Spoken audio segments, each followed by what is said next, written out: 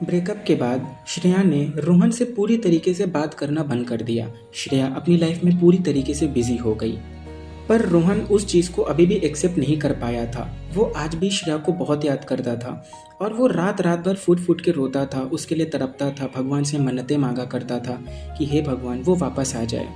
रोहन के दिमाग में गलत गलत थॉट्स आते थे कि ये कर लेते हैं, वो कर लेते हैं।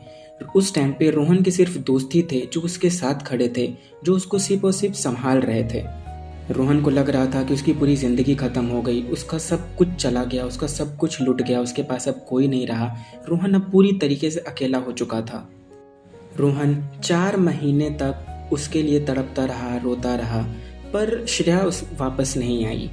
4 महीने बाद रोहन के एग्ज़ाम्स स्टार्ट हो गए और एग्ज़ाम के प्रेशर की वजह से रोहन थोड़ी ही समय के लिए सही लेकिन श्रेया को वो भूल पाया।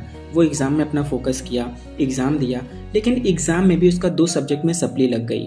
रोहन ने कभी भी श्रेया को गाली नहीं दी, कभी भी रोहन ने श्रेया को बद्दुआ नहीं दी कि वो लड़की मुझे छोड़कर चली गई, उसकी वजह से मेरा सप्ली लगा, कभी नहीं।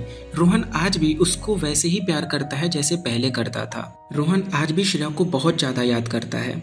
रोहन कहीं न कहीं ब्रेकअप का जिम्मेदार खुद को मानता है। वो खुद को बोलता है कि शायद उसने ही कुछ किया है जिसकी वजह से श्रेया का मन भर गया, श्रेया उसको छोड़कर चली गई। रोहन को लगता है कि शायद वो ओवर पॉसेसिव हो गया था, बहुत ज़्यादा टॉक्सिक हो गया था, रेड फ्लैग हो गया था, बहुत कंट्रोल कर रहा था श्रेया को, इस वजह से वो उसको छोड़कर चली गई। कुछ समय बाद श्रेया का मैसेज आता है रोहन के पास और वो बोलती है कि मुझे तुम्हारी हेल्प की ज़रूरत है, और रोहन भी खुशी खुशी हाँ बोल देता है हेल्प करने के लिए। श्रेया बताती है कि अभी कुछ दिन पहले वो एक लड़के के साथ बाहर घूमने गई थी। वहाँ पर उस लड़के ने श्रेया के साथ कुछ बदतमीजी की थी, उसका हाथ पकड़ा था, इधर उधर बैड टचेस कर रहा था और श्रेया को फोर्स कर रहा था कि मुझे किस करो। और श्रेया ने घर पर आकर उस लड़के को जब ब्लॉक कर दिया तो वो लड़का इसको ब्लैकमेल करने लगा, एक फेक आईडी बना के श्रेया के नाम से ही। श्रेया बोलती है कि प्लीज़ इसको संभाल लो, मेरे घर तक ये बात ना जाए। ये सुनने के बाद रोहन को पहले तो बहुत बुरा लगा और उसका कुछ सवाल थे कि तुम क्यों गई। तो श्रेया ने बोला कि मैं बहुत ज़्यादा फ्रस्ट्रेटेड थी, मेरा मूड ऑफ था, इसलिए मैं चली गई। तो रोहन ने बोला कि ऐसे तुम्हारा मूड हमेशा ऑफ रहता है क्या, तुम हमेशा ऐसे किसी के साथ भी चली जाओगी। तो श्रेया बोलती है कि अगर तुम्हें हेल्प नहीं करनी है तो मत करो, पर मुझे यहाँ पर ज्ञान मत दो। पर सारी चीज़ें भुलाकर रोहन उसकी हेल्प करने के लिए तैयार हो जाता है। रोहन उस लड़के से जाकर बात करता है और हर चीज़ से जाके सपोर्ट करता है कि तुम पैसे ले लो पर यह आईडी डिलीट कर दो। मतलब हर तरीके से रोहन हेल्प करने की कोशिश कर रहा था। 1 या 2 दिन बाद वो लड़के ने वो उस आईडी को डिलीट कर दिया और श्रेया ने रोहन को थैंक यू बोला और वो फिर वापस चली गई। फिर उसने रोहन से बात करना पूरी तरीके से बंद कर दिया। एक दिन रोहन श्रेया के पास मैसेज किया और बोला कि तुम्हें क्यों नहीं रहना है मेरे साथ, क्या कमी है मेरे अंदर या फिर क्या बुराई है मेरे अंदर, अगर कुछ भी है तो मुझे बताओ, मैं अपनी गलती सुधारूंगा, मैं अपने आप को बदलूंगा, पर प्लीज़ तुम मेरे साथ वापस आ जाओ। श्रेया ये बोलती है कि तुम में कोई कमी नहीं है, तुम बेटर डिजर्व करते हो। तो रोहन बोलता है कि नहीं, हमको तुम ही चाहिए और हम तुमसे ही प्यार करते हैं। तो श्रेया बोलती है कि नहीं, मैं तुम्हारे साथ नहीं रहना चाहती क्योंकि मेरा मन भर गया है और अब मेरे दिल में तुम्हारे लिए कोई भी फीलिंग नहीं है। श्रेया बोलती है कि तुम अब मुझे बुलाकर अपनी लाइफ में आगे बढ़ो और अगर तुम्हें कोई प्यार करे तो तुम उसके साथ रिलेशनशिप में आ जाओ, मेरे लिए वेट मत करो।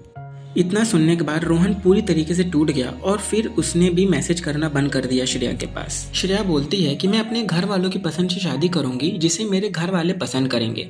तो रोहन बोलता है कि तुम्हारे घर वाले तो मुझे भी पसंद करते हैं, तो मुझसे शादी क्यों नहीं कर सकती हो।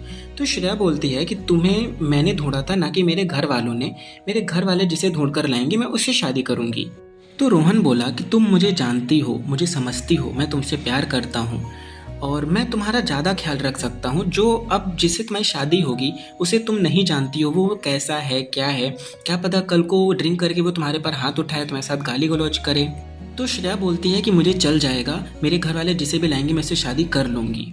तो रोहन बोलता है कि मैं तुम्हारे घर वालों की पसंद बनूंगा, मैं तुम्हारे काबिल बनूंगा और तुम्हारे घर वाले मुझे पसंद करेंगे, पर अगर तुम ही मेरा साथ नहीं दोगी तो मैं ये सारी चीज़ें कैसे कर पाऊंगा। तो श्रेया बोलती है कि अगर मेरे घर वाले शादी करने के लिए तैयार भी हो गए पर मैं तुमसे शादी नहीं करूंगी क्योंकि मुझे तुम्हारे साथ नहीं रहना है और मैं तुमसे शादी नहीं करना चाहती हूँ। और इतना बोलकर श्रेया ने रोहन के ऊपर बहुत तेज से चिल्लाया और बोला कि तुम अपनी लाइफ में आगे बढ़ो, प्लीज़ मेरे को मैसेज मत करो, मुझे परेशान मत करो। इतना बोलकर वो हमेशा के लिए चली गई। कुछ समय बाद श्रेया ने रोहन के पास मैसेज किया कि कैसे हो, घर में सब कैसे हैं, मम्मी पापा कैसे हैं? तो रोहन ने भी सब बताया। रोहन ने भी रिप्लाई में पूछा कि तुम्हारे घर में सब कैसे हैं? ऐसी इनकी थोड़ी बहुत बातें हुई।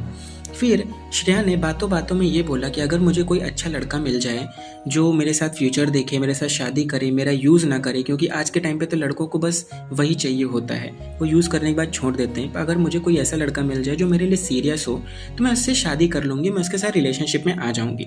तो रोहन बोलता है कि मैं भी तो वही था ना, मैं भी तो तुम्हारे लिए फ्यूचर देखता था, तुम मेरे साथ क्यों नहीं रह पाई?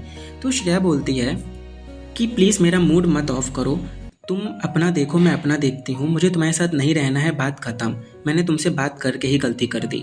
इस तरह रोहन अब पूरी तरीके से अकेला हो गया। श्रेया ने जितने भी प्रोमिसेस किए थे कि वो साथ रहेगी, पूरी लाइफ टाइम उसका साथ निभाएगी, वो सारे प्रोमिसेस श्रेया भूलकर कहीं और चली गई। श्रेया ने रोहन को 20 सफ़र में छोड़कर आगे बढ़ गई और रोहन वहीं का वहीं उसके इंतज़ार में बैठा रह गया। अब रोहन के घर वाले पूछते हैं कभी कभी कि वो लड़की कहाँ है जिससे तुम बातें किया करते थे, जिससे तुमने मिलवाया था? तो रोहन बस एक छोटी सी स्माइल देता है और वहाँ से चला जाता है। हेलो दोस्तों, मैं हूँ Vihaan Shukla.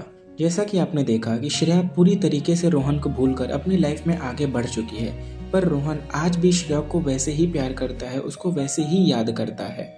The moral of the story, जाने वाला चला ही जाता है। आप चाहे जितनी कोशिश कर लो, जितनी तमन्ना है कर लो, अगर उसको जाना है तो वो चला ही जाएगा।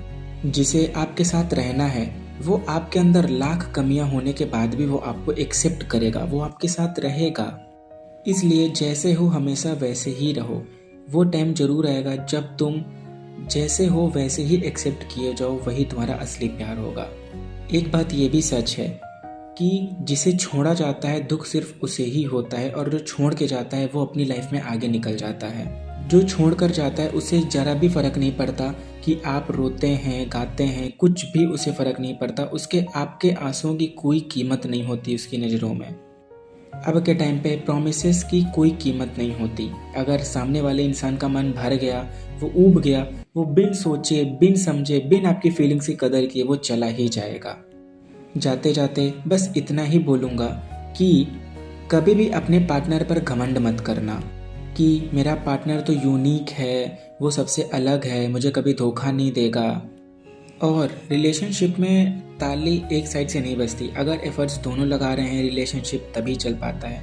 ऐसे रिलेशनशिप कभी चल ही नहीं सकता कि एक तरफा रिलेशनशिप कोई चला सके। अगर दोनों एक दूसरे को प्यार करते हैं, एक दूसरे की केयर करते हैं, एक दूसरे के साथ रहते हैं, एक दूसरे की छोटी से छोटी, बड़ी से बड़ी बातों का ख्याल रखते हैं, वही हमेशा साथ रहते हैं। तो इस कहानी को यहीं पे समापन करना चाहता हूँ। अगर आपको ये कहानी अच्छी लगी हो तो प्लीज़ लाइक, सब्सक्राइब, शेयर ज़रूर करिएगा। तो मिलते हैं हम अपनी अगली कहानी में। अगर आपके पास भी कोई अनोखी कहानी है, अगर आपके पास भी कोई रियल इंसिडेंट पे, कोई रियल घटना पर आधारित कोई कहानी है तो मुझे ज़रूर भेजें। आपको कैसे कहानी भेजनी है आपको इंट्रोडक्शन वीडियो देखने को मिल जाएगा आई बटन पे, या फिर डिस्क्रिप्शन में आपको लिंक मिल जाएगा, वहाँ पर जाकर आप वीडियो देख सकते हो। ठीक है, मिलते हैं अपने अगले वीडियो में, तब तक के लिए tata bye bye, see you.